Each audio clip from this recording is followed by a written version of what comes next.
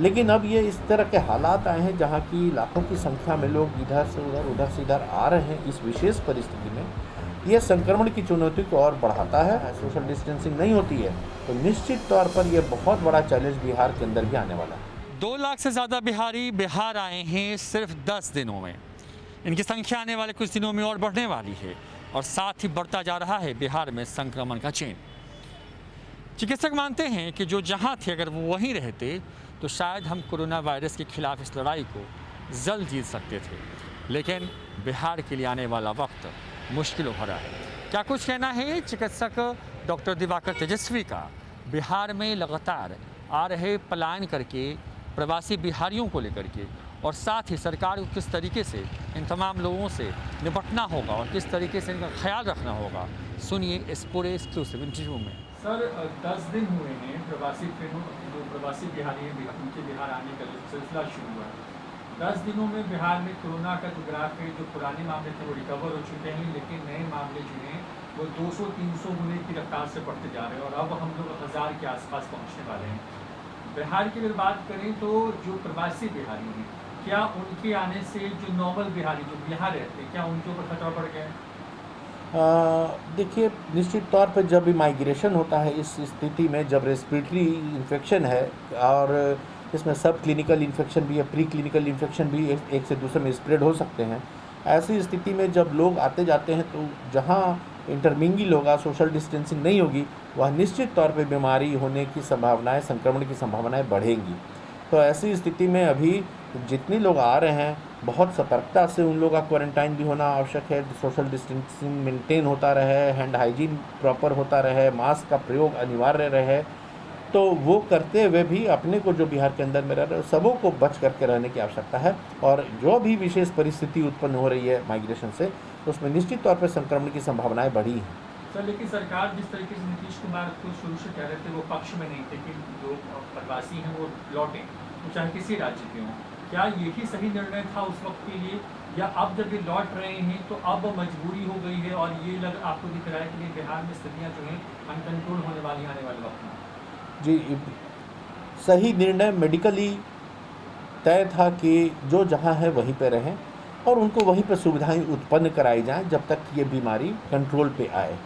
तो वैसी स्थिति अगर बनती तो वो आइडियल स्थिति थी, जिससे कि संक्रमण की संभावनाएं कम होती, माइग्रेशन में कम होता और जो लोग जहाँ हैं सोशल डिस्टेंसिंग मेंटेन करते हुए उनको खाने की उपलब्धता और सब चीज़ की उपलब्धता कराई जाए। जो लोग माइग्रेशन बहुत दिनों से किए हैं, बिहार से 6 साल, 10 साल, 20 साल से बाहर हैं, उनकी स्थिति वहाँ पर रहने की, खाने की व्यवस्था बनी रहती है। तो ऐसी स्थिति में आइडियल यही था कि जो लोग जहाँ हैं वहाँ पे रहें और उनकी अगर कुछ असुविधाएं हैं उनको वहीं रहते हुए दूर करने की कोशिश की जाए, वहीं पर दूर किया जाए।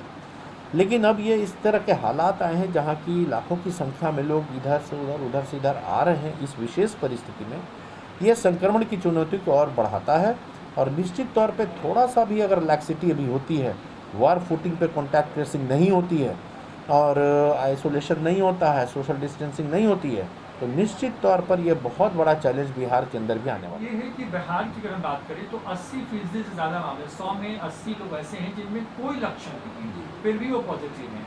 वैसे लोगों से कैसे बचा जाए? देखिए, बहुत इस बीमारी की जो एपिडेमियोलॉजिकल स्टडी हुई है उसमें देखा गया है कि करीब करीब 100 में 80 लोग सब क्लिनिकल रहते हैं, प्री क्लिनिकल रहते हैं या बहुत माइल्ड इलनेस से संक्रमित होते हैं।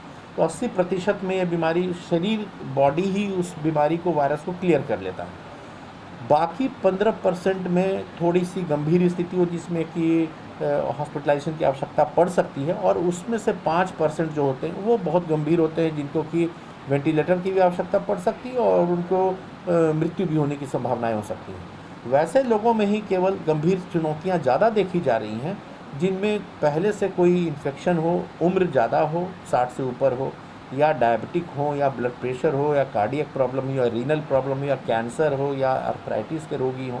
वैसे में ये चुनौती ज़्यादा देता है। लेकिन जो सेल्फ लिमिटिंग डिजीज़ होती है 80% में बिना लक्षण के कोविड पार हो जाता है। जब एंटीबॉडी टेस्ट आएगी जो सर्विलेंस के लिए बताया जा रहा है, तो देखेंगे कि हो सकता है बहुतों को निकले जिसमें कि सब क्लिनिकली वो इन्फेक्शन को दूर कर चुके हैं।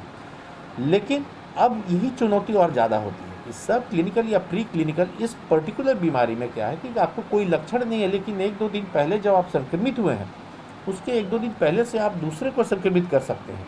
वैसी स्थिति में आप तो स्वयं स्वस्थ हैं, लेकिन आपके घर में यदि बुजुर्ग हैं या कोई ब्लड प्रेशर के रोगी हैं, आपके पिता हैं, भाई हैं, चाचा हैं, दादा हैं, कोई भी हैं, तो आपसे उनको संक्रमण हो सकता है। और आपका इम्यून सिस्टम इतना स्ट्रांग है कि आपको बिना लक्षण हुए आप निकल गए, लेकिन आपसे आपके परिवार में किसी को भी होने की संभावनाएं हैं। इसलिए मास्क का प्रयोग बताया जा रहा है कि अनिवार्य रूप से करना है, घर के अंदर भी अगर बुजुर्ग हैं, बाहर कहीं भी जा रहे हैं, क्योंकि ऐसा देखा गया कि अगर सब लोग मास्क लगा के रखते हैं तो सब क्लिनिकल वाले इन्फेक्शन भी एक से दूसरे को प्रदान नहीं कर पाते हैं। तो वैसी स्थिति में खुद भी बचते हैं और अपने परिवार के लोगों को और अपने समाज में स्प्रेड होने से बचाते हैं। तो ये जो चीज़ें आती हैं 80% करीब बिना लक्षण के वो समाज में आ पा रहे हैं, और उनको क्लियर करते हुए 4 दिन, 5 दिन, 6 दिन लग सकता है वायरस को क्लियर करने में, तो लेकिन इस बीच में वो संक्रमण दूसरे को कर सकते हैं। ये बहुत बड़ी चुनौती इस बीमारी के साथ आई है।